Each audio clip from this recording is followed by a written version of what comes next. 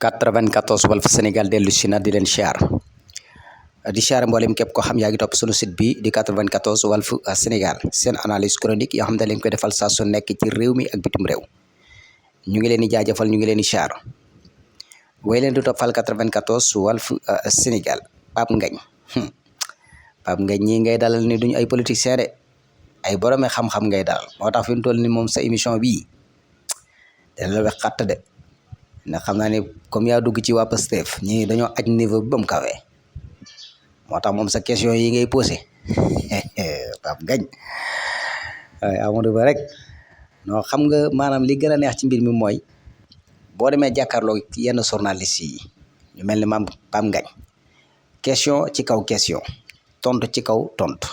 maanaam question réponse voilà bu ko defee sax journaliste bi parfois dana la poser ay questions yoo xam da nga ci répondre boo xam ne nii dafay jaaxal ñëpp nga xam ne mbir mi dafay kawe sax ba maanaam journaliste bi sax dootu am benn question bu mu la mën a poser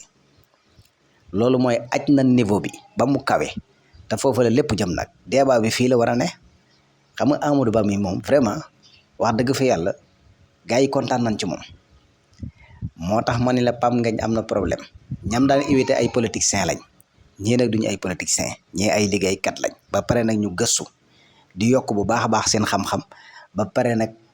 ñu xaar journalistes yi invité leen pour ñu mën di leeral parce que ñi fi nekkoon voilà yaa ma gën a xam dañ daan lëndëmal nit ñi rek question yi leen di posé voilà yaa ma gën a xam day terre à terre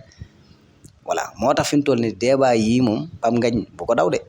yaay journaliste bi de gars yi moom gis nañ ni moom fi mu toll mi ngi wex xat mi ngi tar voilà mi ngi neex parce que waa Pastef nga ko diggaaleel voilà te ñooñu ay Mbappé lañ ay Messi ay Neymar ay Sadio Mané lañ moom Pape Ngagne moom li nga naan jommi nga jommi amut heure da nga jommi waa Pastef ñëpp a jàng ñëpp a gëstu te seen xam-xam biñ am dañ koy xeeb dañ koy wuti waat ndax xam nañ ni am réew du ay caaxaan journaliste yi nga xam ne jàpp nañu fii Sénégal mën nañ laa juumloo mën nañ laa poser ay questions yoo xam doo ci génn non loolu moom patriotes yi bokku na ci voilà gis nga ko kon nañu bàyyi xel bu baax a baax xam ni waaw nañu bàyyi xel bu baax a baax xam ni Sénégal sunu Sénégal la xam-xam kenn du ko làmbatu voilà dirigeant yombul am réew jiitu ko yombul bu fekkee ñii dañ leen a jox réew mi voilà ñu leen di dalal bu ñu ñëwee ci plateau yi war nañoo xam li ñuy wax bu baax a baax a baax a baax bu leen posé ay question war nañ ci indi ay tontu mu leer te loolu yaakaar naa ne Amadou Ba moom képp ku ko dalal ku nekk boo ko posé ay question dana la ci tontu ay tontu yoo xam ne ni yow dana kawe sax sa njort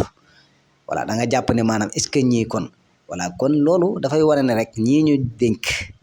ñoom rek ñoo mat a dénk te ñii ay xale lañ dañu ay mag demagun fenn lépp a gis seen kanam ba pare bu nu jàkkaarloo yenn journalistes yi nga xam ne ni posé ay question rek la ñuy def dañuy tontu question yooyu noonu ba mu leer nañ ci bopp nit ñi